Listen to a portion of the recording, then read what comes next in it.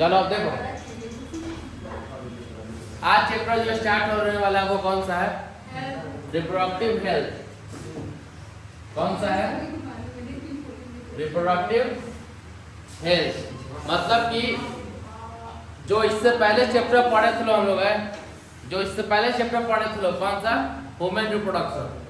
अब human reproduction में जो भी कुछ हम लोग पढ़े लो, ठीक है, मेल रिप्रोडक्टिव सिस्टम के बारे में, फीमेल रिप्रोडक्टिव सिस्टम के बारे में, फर्टिलाइजेशन के बारे में कि कैसे फर्टिलाइजेशन हो रहा है, उसके बाद कैसे एम्ब्रायो बन रहा है, ये जितनी चीजें पढ़े हैं हम लोग, अब इन सब के लिए हेल्थ होना बहुत जरूरी है।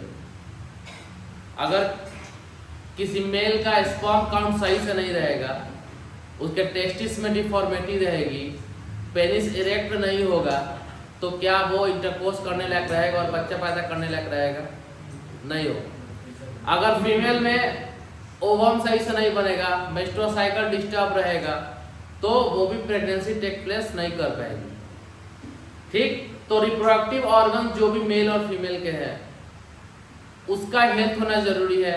मेल एंड फीमेल का भी हेल्दी होना बहुत जरूरी है, उनके ऑर्गन का भी हेल्दी होना बहुत जरूरी है, चाहे इमोशनली हो, फिजिकली हो, हर एक तरह से। अगर वो सही से नहीं रहेगा तो क्या होगा? रिप्रोडक्टिव हेल्थ उसका सही से नहीं रहेगा। तो WHO में क्या है? WHO का full form world health organisation. ये क्या है? एक ऐसा ऑर्गेनाइजेशन है। WHO के बारे में कोई कुछ पता है? बताओ। पता तो जरूर हो WHO के बारे में, वर्ल्ड हेल्थ ऑर्गेनाइजेशन के बारे में कुछ पता है तो बताइए। ये क्या है? एक ऑर्गेनाइजेशन है, वर्ल्ड हेल्थ ऑर्गेनाइजेशन। ठीक, ये क्या करता है कि कोई भी मेडिकल फील्ड में कोई चीज़ अगर इम्प्लीमेंट करना है, कोई दवा हो गया, कोई थ्योरी हो गई, कुछ भी हो गया, वो सब यही पास करता है लास्ट में। अगर इसके हैंड से पास हो जाएगा तो पूरे वर्ल्ड में अप्रूव्ड हो जाएगा। अगर लिखा रहेगा कि अप्रूव्ड बाय WHO तो सारा वर्ल्ड उसको मानेगा। ठीक है, तो WHO के अकॉर्डिंग रिप्रोडक्टिव हेल्थ का क्या डिफिनीशन है कि reproductive health means total well-being in all aspects of reproduction, that is physical, emotional, behavioural and social.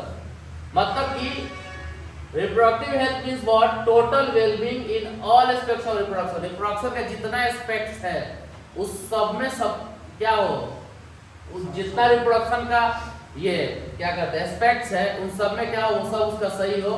क्या क्या एस्पेक्ट्स हो सकता है? फिजिकली उसका बॉडी, या इमोशनली उसका इमोशनली कैसा है वो, बिहेवियरली कैसा है, नॉर्मल है कि नहीं, और सोसाइटी में सोशल वो कैसा है। अगर ये सारा क्राइटेरिया सही रहेगा तो उसका रिप्रोडक्टिव हेल्थ सही रहेगा, उसका रिप्रोडक्टिव हेल्थ सही रहेगा। क्योंकि अगर फिजिकल का मतलब उसका बॉडी का ऑर्गन सही है, हेल्दी है, मोटा नहीं है ज़्यादा, ठीक, हेल्दी उसका बॉडी है, तो उस हिसाब से उसका रिप्रोडक्टिव ऑर्गन जो होगा, जो भी मेल रिप्रोडक्टिव सिस्टम और फीमेल रिप्रोडक्टिव सिस्टम पढ़े थे लोग ना, तो वो क्या होगा? अगर बॉडी फिजिकली सही रहेगा तो उसका वो सब ऑर्गन भी सही से रहेगा। वरना क्या होता है, जनरली मेल में अगर डिफॉर्मिटी होती है तो किसी का टेस्टिस बढ़ जाता है, हाइड्रोसिल हो जाता है, वाटर बढ़ जाता है स्क्रोटम के अंदर, यही ना होता है, टेस्टिस के अंदर वाटर बढ़ जाता है, वरना बहुत सारे क्राइटेरिया हो जाते हैं। फीमेल का बात करें तो किसी का यूट्रस बल्की हो जाता है, सिस्ट हो जाता है, PCOD हो जाता है, बहुत सारा बीमारी है। तो ये सब चीज़ अगर बीमारी नहीं होगा, अगर वो फिजिकली सही रहेगा तो चाहे मेल हो चाहे फीमेल हो। अगर इमोशनली का बात करें तो तुम लोग अभी पढ़े हो ह्यूमन रिप्रोडक्शन, जो हार्मोन रिलीज होना था, अगर हार्मोन रिलीज नहीं होगा तो क्या सही से रिप्रोडक्शन हो पाएगा? नहीं हो पाएगा। वो हार्मोन कहाँ से रिलीज होता है? जनरली हमारे ग्लैंड से, ठीक, पिट्यूटरी ग्लैंड से। तो अगर इमोशनली अगर सही नहीं रहेगा, वो इमोशनली स्टेबल नहीं रहेगा और उसका बिहेवियर भी सही नहीं रहेगा, ये दोनों एक दूसरे से रिलेटेड है। इमोशनली सही रहेगा तो बिहेवियर भी सही रहेगा, अब बिहेवियर खराब है तो इमोशनली भी खराब होगा। तो ये दोनों अगर गड़बड़ होगा तो रिप्रोडक्शन में भी इफेक्ट पड़ेगा कि नहीं पड़ेगा? पड़ेगा। दूसरा क्या है? सोशल। अगर सारे एस्पेक्ट्स में सही है तो सोसाइटी में भी सही से रहेगा, सबसे अच्छे से बात करेगा, झगड़ा लड़ाई नहीं करेगा, तो उस हिसाब से सोसाइटी में भी सही रहेगा। तो इन सारे एस्पेक्ट्स में अगर कोई सही है, इट मींस व्हाट, कि उसका रिप्रोडक्टिव हेल्थ सही है। अगर इन सारे एस्पेक्ट्स में अगर कहीं से उसमें कुछ गड़बड़ी है, इट मीन्स व्हाट, उसका रिप्रोडक्टिव हेल्थ सही नहीं है। ठीक है, क्लियर ना। अब हम लोग को यही पढ़ना है कि हमारा जो रिप्रोडक्टिव हेल्थ है उसको बनाए रखने के लिए हम लोग को क्या क्या करना चाहिए। ठीक है, वही इस चैप्टर में पढ़ना है। ठीक, तो रिप्रोडक्टिव हेल्थ का प्रॉब्लम क्या क्या आ सकता है कि little knowledge of personal hygiene of reproductive organ which cause STDs. जो भी हमारा रिप्रोडक्टिव ऑर्गन है, ठीक, मेल में उसके पेनिस हो गए, फीमेल में उसका एक्सटर्नल जेनिटल एरिया जो भी हो गया, जहाँ से यूरिन पास आउट होता है, जो भी वेजाइनल एरिया हो गया, जहाँ से डिस्चार्ज होता है ब्लीड, अगर वो एरिया का हाइजीन अगर सही से हम लोग मेंटेन नहीं किए, पर्सनल हाइजीन में तो समझ रहे हो, साफ सुथरा नहीं रखते हैं वहाँ पे, उसको सही से हम लोग सफाई नहीं करते उस एरिया को, तो उस कंडीशन में क्या होगा, हमारा रिप्रोडक्टिव ऑर्गन अगर सही से नहीं हो गया, वहाँ पे साफ सुथरा नहीं रखेंगे तो फिर वहाँ पे बीमारियाँ हो सकती हैं और हम लोग को सेक्सुअली ट्रांसमिटेड डिजीज भी हो सकता है। अगर किसी सामने वाला पार्टनर है, अगर उसका रिप्रोडक्टिव ऑर्गन उतना क्लीन नहीं है, हाइजीन मेंटेन नहीं किया है, हम उसके साथ इंटरकोर्स कर गए, तो उसका अगर वहाँ पे जो बीमारी, वहाँ उसका गंदगी होगा, वो हमारे ऑर्गन के भी अंदर चला जाएगा आराम से। चाहे फीमेल, अगर मेल का ही रिप्रोडक्टिव ऑर्गन में हाइजीन मेंटेन नहीं है और इंटरकोर्स हो रहा है तो फीमेल के अंदर वो इन्फेक्शन चला जाएगा, फीमेल के अंदर अगर वो है तो मेल के अंदर चला जाएगा। तो इन सब का नॉलेज इंसानों में बहुत कम है। जो भी एक्सटर्नल जेनिटलिया के हेयर है, जनरली महीने पे उसको साफ कर देना चाहिए, लेकिन बहुत कम लोग है जो सफाई करता है। उससे क्या होगा, अगर हेयर ग्रोथ ज़्यादा होगा वहाँ पे, तो वहाँ पे नमी रहेगी, तो वहाँ पे जब नमी, क्योंकि नमी रहना ही रहना है, वॉशरूम जाना है, बहुत सारी चीज़ें करनी है, तो जब नमी रहेगी तो वहाँ पे जहाँ भी नमी रहता है बैक्टीरिया वायरस वहीं पर पैदा कर होता है। ठीक है, उनके रहने का बहुत अच्छा जगह है। तो उस कंडीशन में अगर हम लोग हेयर का वॉश नहीं कर रहे हैं सही से, ठीक, तो उस कंडीशन में भी हम लोग का क्या है, वो भी एक पर्सनल हाइजीन में आता है। इसलिए महीने पे एक बार हेयर का वॉश आउट करना ही चाहिए। ठीक, अपने आप जो भी जेनिटल एरिया का हेयर है। उसके बाद ये जो दिया एसटीडी कॉजेज, तो जो भी हमारे पार्टनर हैं जिसके साथ हम लोग क्वाइटस कर रहे हैं, ये ध्यान रहना चाहिए कि पार्टनर के बारे में हम लोग को पता रहे कि हाँ वो सही से साफ सुथरा अपना हाइजीन का मेंटेन करता है या करती है। नहीं करता है तो आप लोग करवाइए। ठीक ना। अब क्या है दूसरा रिप्रोडक्टिव, अब मान लो इस चीज में गड़बड़ी होगा तो रिप्रोडक्टिव हेल्थ में गड़बड़ी होगा। ये प्रॉब्लम है कि रिप्रोडक्टिव हेल्थ किस किस चीज से प्रॉब्लम्स हो सकती है। दूसरा क्या है, early marriage leads to high maternal and infant mortality rate. ये क्या बोल रहा है, अर्ली मैरिज मतलब अगर कम उम्र में ही शादी हो गया, 14 साल 15 साल के एज में शादी हो गया, ठीक, तो उस कंडीशन में माँ के भी जान को खतरा है और जो बच्चा हो रहा है उसके भी जान को खतरा है। क्या बोल रहा है, early marriage leads to high maternal and infant mortality rate. Maternal means pregnant mother, infant means जो बच्चा हो रहा है। तो अगर अर्ली मैरिज हो रहा है तो बच्चे और माँ को खतरा होता है जान का, क्योंकि 14-15 साल की लड़की है, सही से रिप्रोडक्टिव क्या है, धीरे धीरे रिप्रोडक्टिव ऑर्गन क्या होता है, रिप्रोडक्टिव ऑर्गन डेवलप हो रहा है तो धीरे धीरे सारी चीजें डेवलप होती हैं। अगर आपका मेंस्ट्रुअल साइकिल आना शुरू हो रहा है, फीमेल में स्पर्म आना शुरू हो रहा है, तो क्या सारा बॉडी का पार्ट एक बार में सेकेंडरी सेक्स में क्या डेवलप हो जाता है। ठीक, स्पर्म आना शुरू होगा, प्यूबिक हेयर आना शुरू होगा, पेनिस के साइज में इंक्रीजमेंट होगा, ब्रेस्ट साइज इंक्रीजमेंट होगा, हार्मोन का इंटरचेंज होगा, वो एक स्टेज है।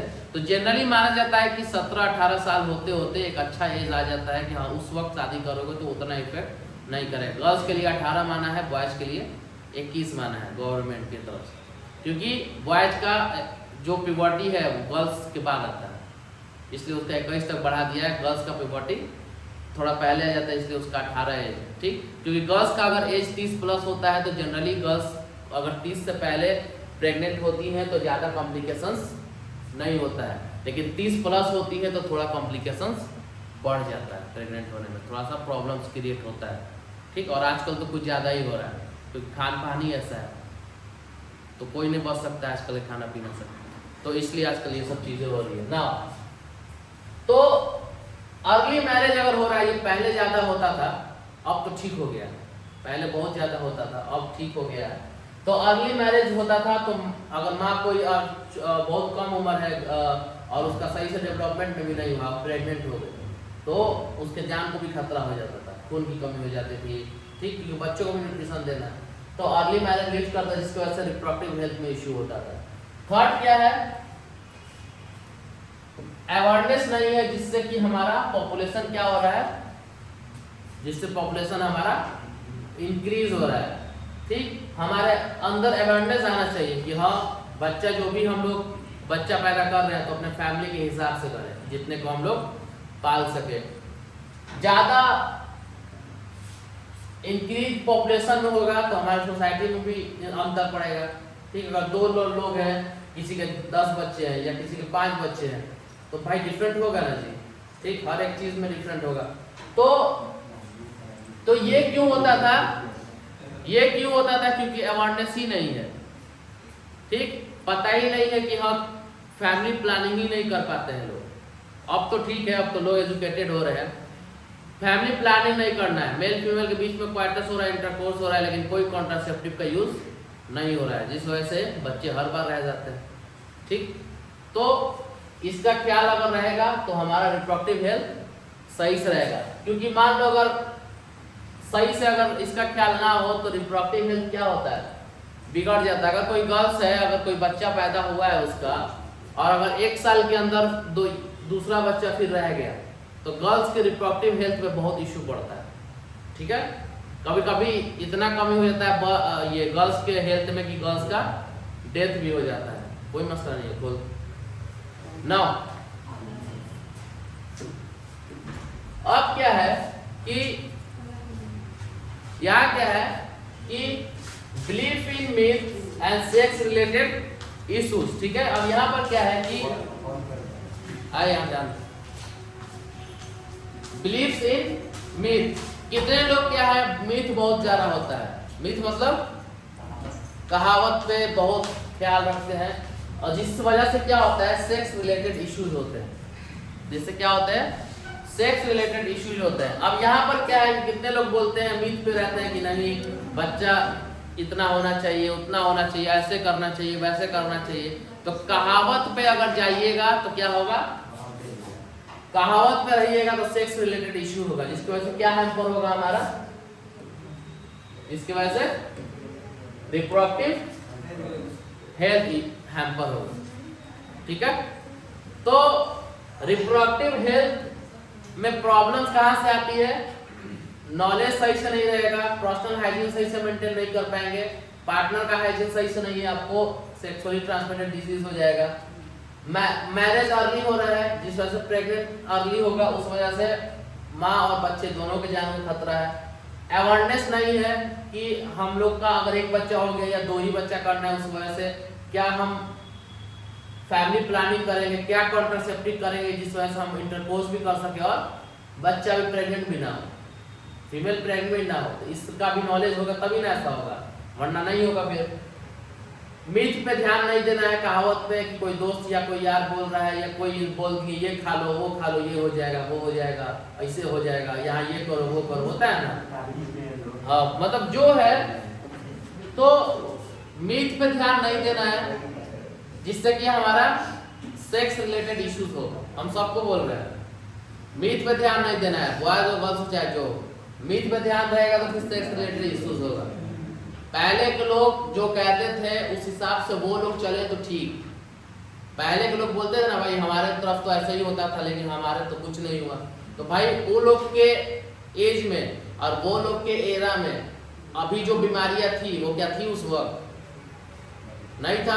अभी क्या हो रहा है, अभी 1-2 बच्चे करने में लोग की हालत खराब हो रहा है, डॉक्टर के पास लाइन लगाना पड़ रहा है, बच्चा नहीं हो रहा है मेरा, क्या गड़बड़ी है, बॉयज हो गर्ल्स हो दोनों। और पहले क्या होता था, पहले लोग डॉक्टर के पास बच्चा रोकने के लिए जाते थे कि भाई मेरा बच्चा नहीं हो और हम लोग इंटरकोर्स भी कर सके, कोई दवा बताइए कोई सामान बताइए। लेकिन आजकल लोग बच्चा करने के लिए जाते हैं कि भाई मेरा बच्चा नहीं हो रहा है। तो पहले के एरा में और अभी के एरा में बहुत डिफरेंट आया है, खाना पीना अलग हो गया, पहले खाना पीना अलग था, ठीक। पहले के लोग थोड़ा मजबूत बढ़िया रहते थे, आजकल का देख लो, ठीक। तो इसलिए पहले के लोग जो कहते थे उस पे अगर चलेंगे, मिथ पे ज्यादा ध्यान देंगे तो वो लोग के हिसाब से था, अभी के हिसाब से नहीं है। तो ऑल आर एजुकेटेड, अपना पढ़ाई कीजिए। लोग जो लोग बोल रहे हैं उनको नेट पे सर्च मारो, जो आपके मेंटर हैं, डॉक्टर हैं, जो भी रहेंगे आपके पास, उनसे पूछो या गूगल करो, डॉक्टर से पूछो, तब जाके बिलीव करो कि हाँ उपचार है जो सही है या गलत है, तब जाके सेक्स रिलेटेड इश्यूज नहीं होगा। वरना इस सब के कारण आपका रिप्रोडक्टिव हेल्थ गड़बड़ होगा। और अगर किसी मेल एंड फीमेल में रिप्रोडक्टिव हेल्थ गड़बड़ है तो वो सही से नहीं रह पाएगा, ना इमोशनली सही से रह पाएगा, ना बिहेवियर उसका सही नहीं रहेगा। तो ये दोनों सही नहीं रहेगा तो सोसाइटी में भी सही से नहीं रहेगा। आएगा झगड़ा कर लेते गाय हटो उधर से, दिमाग खराब है मेरा। हाँ, तो अब क्या है भाई, इतना सारा प्रॉब्लम्स है रिप्रोडक्टिव हेल्थ से रिलेटेड, तो उसके लिए गवर्नमेंट ने क्या किया, कुछ स्ट्रेटेजी अपनाया कि इस स्ट्रेटेजी की वजह से ये जो भी बीमारियां हो रही है या जो भी ये फंक्शन हो रहा है वो कम हो। इसके लिए क्या किया, सबसे पहले फैमिली प्लानिंग प्रोग्राम 1951 में स्टार्ट हुआ। कौन सा प्रोग्राम?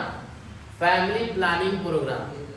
कि फैमिली प्लानिंग प्रोग्राम में क्या कि आप अपने फैमिली के हिसाब से प्रोग्राम करो कि भाई हाँ आपके फैमिली में 1 बच्चा चाहिए, 2 बच्चा चाहिए, 3 बच्चा चाहिए, ऐसे ये। हाँ, और सबसे पहले इंडिया ही एक ऐसा कंट्री है कि ये वाला प्लान स्टार्ट किया था, उससे पहले किसी और कंट्री में नहीं हुआ था। क्योंकि इंडिया का जो पॉपुलेशन है बहुत ही ज्यादा बढ़ रहा था, क्योंकि एजुकेशन की भी कमी थी। ठीक, तो अगर एजुकेशन की कमी होगी तो फिर यही होगा। तो सबसे पहले फैमिली प्लानिंग प्रोग्राम 1951 में इंडिया में स्टार्ट हुआ, क्योंकि यहाँ की पॉपुलेशन बहुत ज्यादा बढ़ रही थी। ठीक, इसलिए इसको स्टार्ट किया गया। उसके बाद फिर ये जो फैमिली प्लानिंग प्रोग्राम है उसको फिर इम्प्रूव करके एक RCH प्रोग्राम ला दिया गया, reproductive and child health care. ठीक, प्रोग्राम। इस प्रोग्राम में क्या करते हैं हम लोग अपने सोसाइटी को अवेयर करते हैं कि जो भी रिप्रोडक्टिव रिलेटेड एस्पेक्ट्स है, ठीक, और providing facility and reproductive health society, मतलब कि reproductive and child health care program में हम लोग बताते हैं कि भाई जो भी बच्चा हो रहा है, ठीक, तो जो बच्चा हो रहा है उसमें डिफरेंट रहना चाहिए, कम से कम 2-3 साल की दूसरा बच्चा हो, जिस वजह से जो बच्चा पैदा हो रहा है उसको सही से नॉरिशमेंट मिल सके। कंडीशन क्या होती थी कि कोई बच्चा पैदा हो गया, अभी 1 साल का हुआ नहीं, 1 साल का हो गया, तब तक दूसरा 1-1.5 साल का हुआ नहीं कि दूसरा बच्चा फिर से माँ के यूट्रस में आ गया। तो इस कंडीशन में जब एक बच्चा दूसरा आ गया तो फिर वो सही से उस बच्चे का ख्याल नहीं रख पाती थी। तो बच्चा का ख्याल सही से नहीं होगा, 1-1.5 साल का बच्चा है तो उसकी भी तबीयत ठीक नहीं रहेगी, उसका भी हेल्थ इश्यूज आ जाएगा। तो इसलिए रिप्रोडक्टिव एंड चाइल्ड हेल्थ ये केयर प्रोग्राम लाया गया RCH 1957 में, 1997 में। वो 51 में हुआ था, उसको इम्प्रूव करके 1997 में ये लाया गया था। ठीक है, NCERT 1951 मान रहा है, गूगल का देखना पड़ेगा। NCERT नीट NCERT ही मानेगा। अब यहाँ देखो, तो RCH प्रोग्राम में क्या बोला गया कि RCH प्रोग्राम में पीपल को क्या किया गया, अवेयर किया गया उसके रिप्रोडक्टिव रिलेटेड इशू से कि आपका रिप्रोडक्टिव ऑर्गन है, ऐसे ऐसे नहीं रहिएगा तो ये बीमारियां हो सकती है। बच्चा जो आपको पैदा करना है उसमें भी फर्क होना चाहिए, जिसकी वजह से आपका बच्चा भी सही से रह सके। तो ये है RCH के बारे में। क्या देख रहे हो सर? छोड़ो बाद में देखना, इधर ध्यान दो। उसके बाद फिर क्या हुआ, और रिप्रोडक्टिव हेल्थ से बचने के लिए और क्या क्या किया, रिप्रोडक्टिव हेल्थ सही से रहे, audio and visual, print media, government non government strategy. ठीक, जो भी गवर्नमेंट है या नॉन गवर्नमेंटल जो भी है, या हमारे ऑडियो विजुअल से या प्रिंट मीडिया से, इन सब से हमारा लोगों को क्या किया गया, अवेयर किया गया। ठीक, गांव में क्या होता है, अभी भी गांव में तुम लोग देखो, यहाँ तो नहीं होता है, बड़ा बड़ा टीवी गवर्नमेंट भेजता है, उस पे ये क्या बोलते हैं, टेम्पू पे लगा के टीवी बड़ा बड़ा, और उस पे यही सब वीडियो चलाया जाता है कि आपको कैसे सेक्सुअली ट्रांसमिटेड डिजीज से बचना है, कैसे पर्सनल हाइजीन मेंटेन करना है, कैसे बच्चे में डिफरेंट रखना है। गवर्नमेंट ही करता है ये, इलेक्शन में जैसे टीवी चलता है वैसे गवर्नमेंट गांव में भेजता है, शहर में टाउन में नहीं भेजता है, गांव में भेजता है। तो तो ऑडियो विजुअल चला के, ऑडियो सुना के, प्रिंट मीडिया के हेल्प से, जैसे कि हमारा प्रिंट मीडिया के हेल्प से पेपर में निकाल के हम दो हमारे दो ऐसे करके, या हमारा न्यूज चैनल में चला रहे हैं, या गवर्नमेंट हो गया या नॉन गवर्नमेंटल एजेंसीज हो गया, ये सब मिलके क्या किया स्ट्रेटेजी अपनाता है डिफरेंट तरीके से कि लोग क्या हो अवेयर हो सके इसके बारे में कि कैसे रिप्रोडक्टिव हेल्थ हमारा सही रह सकता है। ठीक, फिर इसके बाद क्या हुआ, uncontrolled population growth, social evil, sex abuse and sex crime.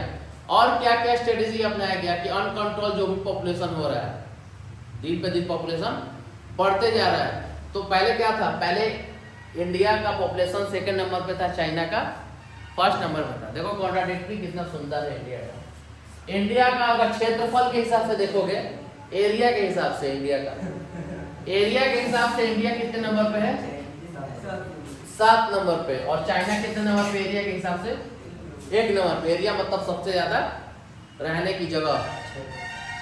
तो एरिया के हिसाब से चाइना 1 नंबर पे और इंडिया 7 नंबर पे आई थी। ठीक, पॉपुलेशन के हिसाब से चाइना का क्षेत्रफल भी 1 नंबर है और पॉपुलेशन भी 1 नंबर है, कोई इशू नहीं है। बड़ा कमरा है, 4 लोग का है, 4 ही लोग हैं, क्या ही इशू है।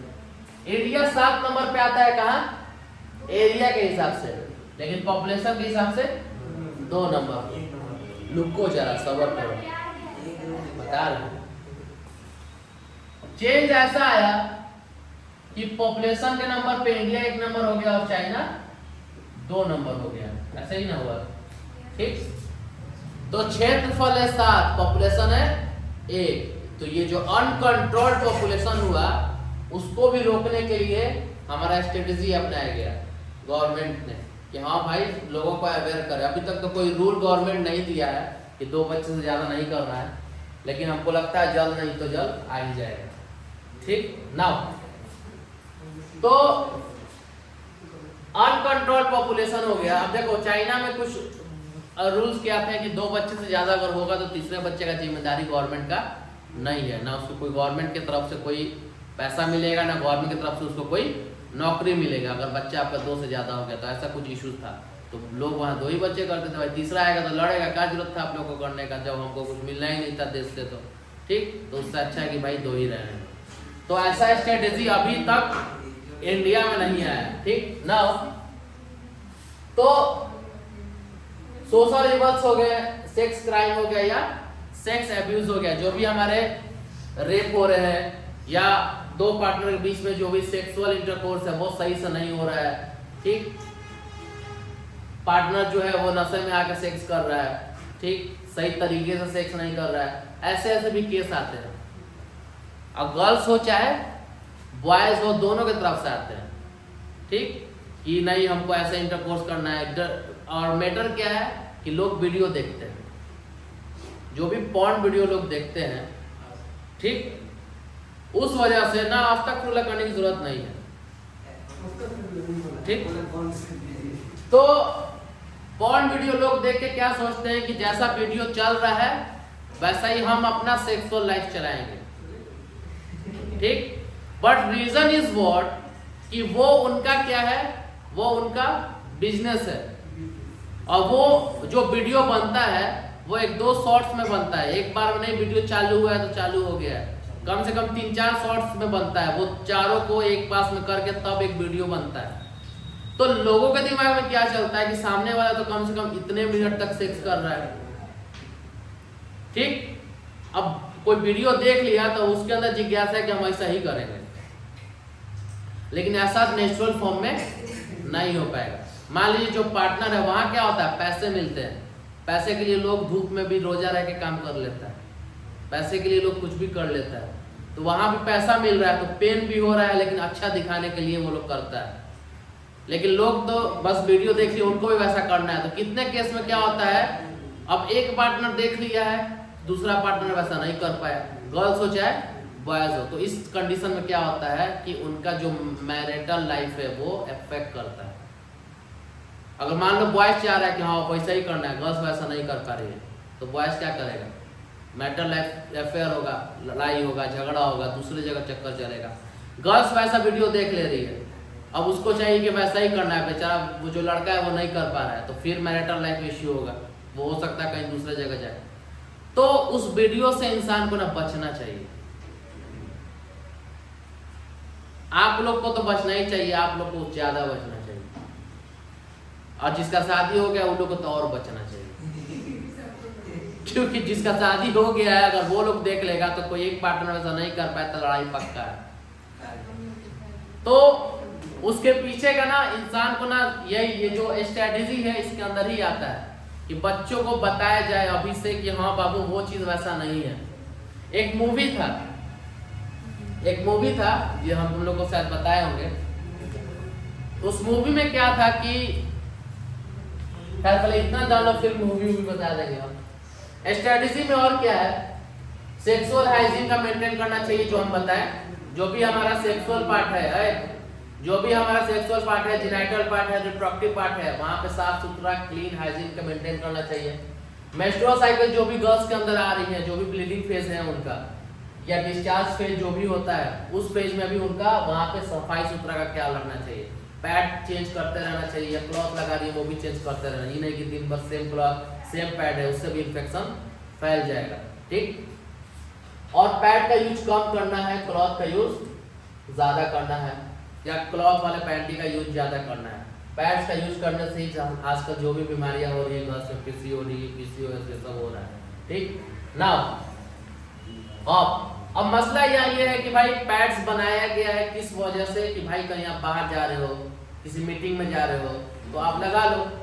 अब घर पे हो, कॉमन में कहीं जा रहे हैं आसपास में, उसके लिए आप अपना क्लॉथ या पैंटी का यूज करो।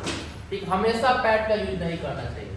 आप लोग अभी से अगर ऐसा करोगे तो it is better for your reproductive health. ठीक, वरना आजकल ये जो भी इश्यूज हो रहा है सब इसी की वजह से हो रहा है। ठीक, नेक्स्ट क्या है, कॉन्ट्रासेप्टिव का यूज, इसके बारे में भी जागरूक करना कि भाई इंटरकोर्स हो रहा है तो उस समय कॉन्ट्रासेप्टिव का यूज करना चाहिए, कॉन्डम का यूज करना चाहिए, कॉपर टी का यूज करना चाहिए, जिस वजह से जो भी इंटरकोर्स हो तो बच्चा प्रेग्नेंट ये वुमेन क्या हो प्रेग्नेंट ना हो। ठीक, फिर क्या है, ये क्या है अम्नियोसेंटेसिस। अम्नियोसेंटेसिस क्या था, तो तुम लोग को पढ़ाया था ना कि ये अगर कोई एम्ब्रायो है इसके चारों तरफ एक फ्लूइड भरा रहता है जिसका नाम क्या है अम्नियोटिक फ्लूइड। ये मान लो कोई एम्ब्रायो है, छोटा मोटा प्यारा बच्चा राज दुलारा, ठीक, इसके चारों तरफ क्या भरा रहता है अम्नियोटिक फ्लूइड, और उस मेम्ब्रेन का नाम है अम्नियोटिक मेम्ब्रेन। तो अगर हम लोग इस फ्लूइड को इंजेक्शन के माध्यम से निकाल के अगर टेस्ट करते हैं तो उससे हम लोग को पता चल जाता है कि अंदर जो एम्ब्रायो बन रहा है वो मेल है या फीमेल है, और उसके अंदर कोई जेनेटिक डिसऑर्डर नहीं ना हो रहा है। ठीक है, तो कभी कभी क्या होता था, अम्नियोसिंथेसिस एक ऐसा प्रोसेस है जिससे अम्नियोटिक फ्लूइड का टेस्ट करते हैं और उससे पता चल जाता है कि एम्ब्रायो मेल है फीमेल है या एम्ब्रायो में कोई गड़बड़ी है। तो इस चीज का दुरुपयोग करने लगा इंसान, इसका टेस्ट करा के लोग पता कर लेता था कि अंदर फीमेल चाइल्ड है, उसका एबॉर्शन करवा देता था, फीमेल फर्टिसाइड हो जाता था। मतलब बहुत हुआ है। अब तो थोड़ा इलीगल कर दी गवर्नमेंट, पूरा तरह से इलीगल किया है, पहले बहुत होता था, रोक टोक उतना नहीं था, तो इसके हेल्प से लोग कर लेता था। ठीक, तो वही है अम्नियोसेंटेसिस, समझ में आ गया। ठीक, उसके बाद क्या है हमारा, उसके बाद क्या है कि रिप्रोडक्टिव हेल्थ किससे प्रॉब्लम्स होता है वो समझ गए, उसके लिए गवर्नमेंट क्या क्या स्ट्रेटेजी ला रहा है वो दिख गया। अब क्या है हमारा पॉपुलेशन का एक्सप्लोजन, इसका मतलब क्या होता है increase in size and growth rate of population. Population rate का बढ़ना क्या होता है पॉपुलेशन एक्सप्लोजन। ठीक, अब यहाँ देखो इंडिपेंडेंस के टाइम में हमारा पॉपुलेशन कितना था 350 मिलियन, जब हमारा देश आजाद हुआ था तो बहुत कम पॉपुलेशन था। देश आजाद हुआ तो लोग भी आजाद हो गए, ठीक है, बच्चा पैदा करने के लिए। तो जब 350 था मिलियन मात्र, 2000 में कितना हो गया 1 बिलियन, और 10 साल में 1.2 बिलियन है। ठीक है, और अभी का बात करें तो 1.4 बिलियन अप्रोक्सीमेटली। वर्ल्ड का देखो 1900 में वर्ल्ड कितना था, वर्ल्ड का पॉपुलेशन 1900 में 2 बिलियन था पूरा वर्ल्ड का, और 2000 में 6 बिलियन, 2011 में 7.2 बिलियन। ये वर्ल्ड का पॉपुलेशन ग्रोथ है, ये इंडिया का था। ठीक है। तो इंडिया का इतना इससे चेंजिंग हुआ है, ठीक है। कहाँ इंडिपेंडेंस कब हुआ था, देश आजाद कब हुआ था, 1947। 1947 में आजाद हुआ था, 50 साल में 41 बिलियन पे पहुंचा दिया, ठीक है। सर आप बोल रहे हैं कि आप मतलब बच्चा पैदा करने में दिक्कत हो जाता है, पॉपुलेशन कैसे बढ़ जाता है? कब का है, 2011 का सेंसस है ना। ऐसे देखिएगा अभी जो यूएस सेंसस हो रहा है अभी, तो ये 2000 नंबर पे था पॉपुलेशन में और 1 नंबर पे आ गया है। तो ये 2011 का सेंसस है, अब ना हो रहा है ये दिक्कत। जो दिक्कत आप कह रहे हो वो अब हो रहा है, लेकिन रीजन उसके पीछे भी बहुत सारा है। अब क्या हो रहा है, बहुत सारी चीज क्या हो रही है, पॉपुलेशन को एक दो चीज इफेक्ट नहीं करती है ना, बहुत सारा चीज इफेक्ट करता है। पॉपुलेशन को सबसे पहले क्या इफेक्ट करता है, बर्थ रेट। बर्थ बच्चे का ज्यादा होगा तो पॉपुलेशन क्या होगा, पॉपुलेशन साइज ज्यादा होगा। डेथ रेट क्या हो गया आजकल, कम हो गया। इतना मेडिकल का फैसिलिटी आ गया है कि माँ भी सही रह रही है और बच्चे भी सही रह रहे हैं, तो डेथ रेट क्या हो गया है, कम हो गया। तो जब डेथ रेट कम होगा तो पॉपुलेशन साइज बढ़ेगा ही बढ़ेगा। अब क्या है यहाँ, इन्फेंट मोर्टेलिटी रेट, जो बच्चा पैदा हो रहा है, 6 महीने का बच्चा पैदा हो रहा है, उसको भी आजकल बचा ले रहा है इंसान। 8 महीने में बच्चा और 7वां महीने में बच्चा पैदा हो रहा है, बच्चा सही नहीं है, बेबी बॉक्स में रख के उसको इन्वॉल्वमेंट बाहर से देके बच्चों को बचा ले रहा है। पहले था ऐसा नहीं था ऐसा। कोई भी डिफॉर्मिटी पता चल जा रहा है अल्ट्रासाउंड से ही कि बच्चे के अंदर क्या डिफॉर्मिटी हो रही है, माँ के जान को खतरा है तो बच्चे का एबॉर्शन करा दिया जा रहा है। पहले था ऐसा नहीं था। जब बच्चा पैदा होगा तो साथ साथ माँ का भी डेथ हो जाता था, क्योंकि उस समय ये नहीं था कि देख लें कि बच्चा सही से हो रहा है कि नहीं, बच्चे में गड़बड़ी है, माँ के ब्लड में गड़बड़ी है, उस बच्चे को कंसीव करने के लिए माँ रेडी नहीं है, उसका यूट्रस रेडी नहीं है। ये सब अब ना पता चल रहा है, ये चीज अब पता चल रहा है, पहले नहीं पता चल रहा था। तो उस वजह से क्या होता था, पॉपुलेशन उस वजह से बढ़ रहा है धीरे धीरे, मेडिकल इशू नहीं बहुत कम आ रही है। मैटरनिटी, ये क्या है, ये मैटरनल मैटरनिटी रेट, जो भी प्रेग्नेंट लेडी है, ठीक, जो भी प्रेग्नेंट लेडी है उनके अंदर क्या है, जो भी प्रेग्नेंट लेडी है उनको भी बचाया जा रहा है आजकल। पहले क्या था, प्रेग्नेंट लेडी का बहुत ज्यादा डेथ हो जाता था, खून की कमी है, बच्चा पेट में रह गया है, तो वो जनरली उनका डेथ हो जाता था, तो उसको भी बचाया जा रहा है। तो माँ भी बच जा रही है, बच्चा भी बच जा रहा है, डेथ रेट भी कम हो गया, बर्थ रेट तो बढ़ ही रहा है। ये सारा कंडीशन क्या बढ़ाएगा, पॉपुलेशन बढ़ाएगा। इस वजह से पॉपुलेशन का ग्रोथ हो रहा है, ठीक है। That's it.